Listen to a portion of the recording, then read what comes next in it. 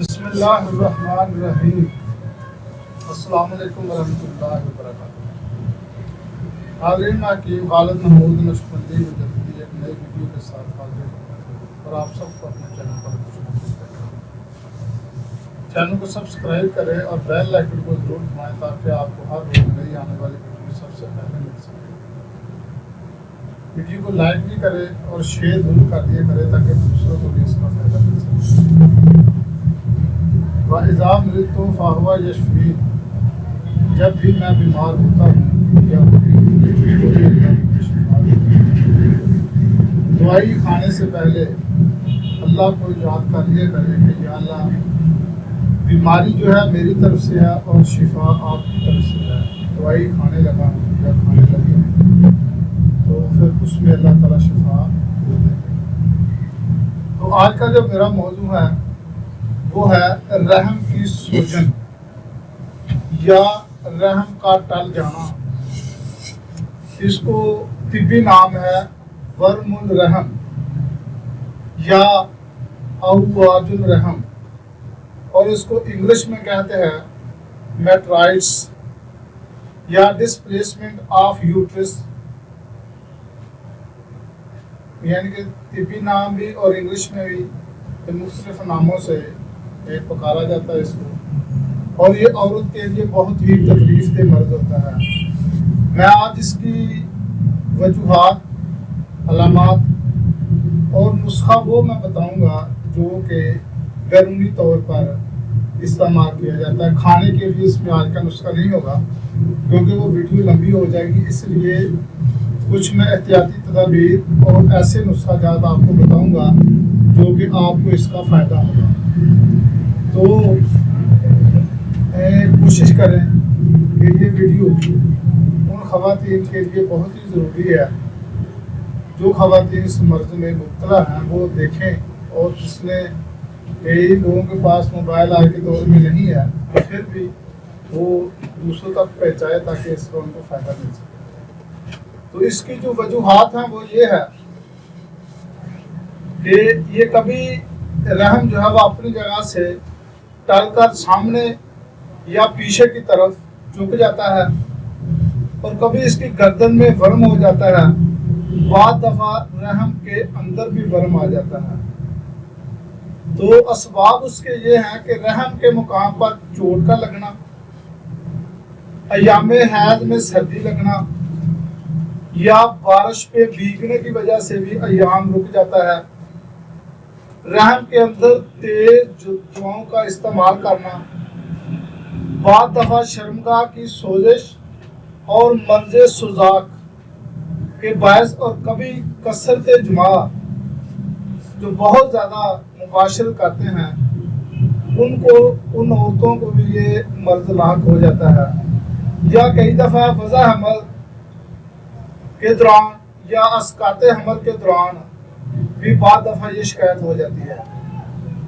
بعض شوقین مزاج خلاف وضع قدرت کے فطرتی اور سیدھے طریقہ کو چھوڑ کر محض لذت نفسانی کی خاطر دیگر طریقہ اور طریقے کے ساتھ مباشرت کرتے ہیں، جو کہ اسلام نے ایک طریقہ بتایا ہے، یا طبی لحاظ سے عورت کو سیدھا چیت لٹا کر جمع کرنے کے علاوہ اور دوسرے طریقے اپنائے جاتے ہیں اپنی لذت کی خاطر۔ ان خواتین کو بھی یہ جرمانہ بھگتنا پڑتا ہے۔ مرد اپنی وقتی خواہش کی خاطر عورت کو اس مرض میں مبتلا کر دیتا ہے، اور اس کا خمیازہ جو ہے وہ عورت کو ہی بھگتنا پڑتا ہے۔ تو اس کی جو علامات ہیں، مریضہ کے پیڑو اور کمر میں درد کی شکایت ہوتی ہے، چلنے پھرنے میں بہت زیادہ تکلیف کا سامنا کرنا پڑتا ہے، غلیظ اور لیس دار رطوبت رحم سے بار بار خارج ہوتی رہتی ہے، مباشرت کے وقت اکثر تکلیف ہوتی ہے، جب جمع کرتے ہیں تو عورت کو اس میں تکلیف ہوتی ہے، رحم دبیز اور پلپلا ہو جاتا ہے، ایام ماہواری تکلیف سے آتے ہیں، درد کے ساتھ آتے ہیں، پیشاب بار بار اور رک رک کر آتا ہے، शर्मगाह में ग्रानी और सोजश मालूम होती है। जब मर्द शिद्दत अख्तियार कर जाए तो लर्जे से बुखार भी हो जाता है। शर्मगाह में उंगली डालकर देखने से रहम मुतवरम और दर्दनाक महसूस होता है। कभी दस्त आने लगते हैं और कभी पेट में गैस हो जाती है, अफारा हो जाता है। जब ये शिकायत बहुत ज़्यादा पुरानी हो जाती है तो रहम में जख्म हो जाते हैं और ल्यूकोरिया जैसी बुरी बीमारी, सिनान रहमी जिसको कहा जाता है, ये लग जाता है। तो इसमें जो आज के जो नुस्खे हैं वो 3-4 हैं, वो मैं आपको बड़ी तफसील के साथ बताऊंगा। तो आप इसको एक नोट कर लें, बड़े गौर से सुने कि ये 3-4 किस्म के नुस्खे हैं और इसको कैसे इस्तेमाल करना है। सबसे पहले तो आपने एक टप लेना है, वो इतना गहरा हो कि जहाँ पे वो मरीज़ा कमर तक पानी उसमें आ जाए और उसमें वो बिठाना उसको। उसमें चीज़ें कौन सी शामिल करनी है? गुल खत्मी आपने 5 तोला लेना है, मुक्को खुशक ये भी 5 तोला, बरंजा सफ 5 तोला। इसको आपने 5 किलो पानी में अच्छी तरह जोश देना है। जब 3-4 उबाले आ जाएं तो वो पानी जहाँ तक उसको टप में मरीज़ा को बिठाना है उस टप में पानी भर लें और उसमें ये पानी भी शामिल कर दें और मरीज़ा को उसमें बिठा दें तकरीबन को आधा घंटा। ये तो हो गया नुस्खा बैठने के लिए। अब उसको जो दर्द होती है, दर्द की तस्कीन के लिए आपने ये नुस्खा नंबर 1 मैंने पहले आपको बता दिया कि 3 चीज़ें आपने लेनी है, गुल खत्मी, मुको खुशक और बरंजा सफ। ये तीनों चीज़ें 5-5 तोले लेनी है। 5 किलो पानी में इसको अच्छी तरह जोश दे लें और एक टप पानी इतना भर लें, ये 5 किलो भी पानी उसमें शामिल करके जहाँ तक औरत के कमर तक पानी हो उसमें आपने आधा घंटा बिठाना है। और जो शिद्दत दर्द की, जब जिस मरीज़ा को तकलीफ उसको दर्द भी होता है, दर्द की शिद्दत के लिए आपने पोस्ट खसकास 1 तोला, गोल टिश्यू 2 तोला, ये 2 चीज़ें आपने लेनी है। इसमें इसको भी आपने पानी में अच्छी तरह जोश देकर, फला लैन का कपड़ा लेना है, ये नरम होता काटने का, ये लेकिन ये नरम होता है। उसमें आपने इसको तर करके पेड़ू के मकाम पर आपने टकोर करनी है। इसको तेल में सीख भी कहते हैं, सीख कराएं।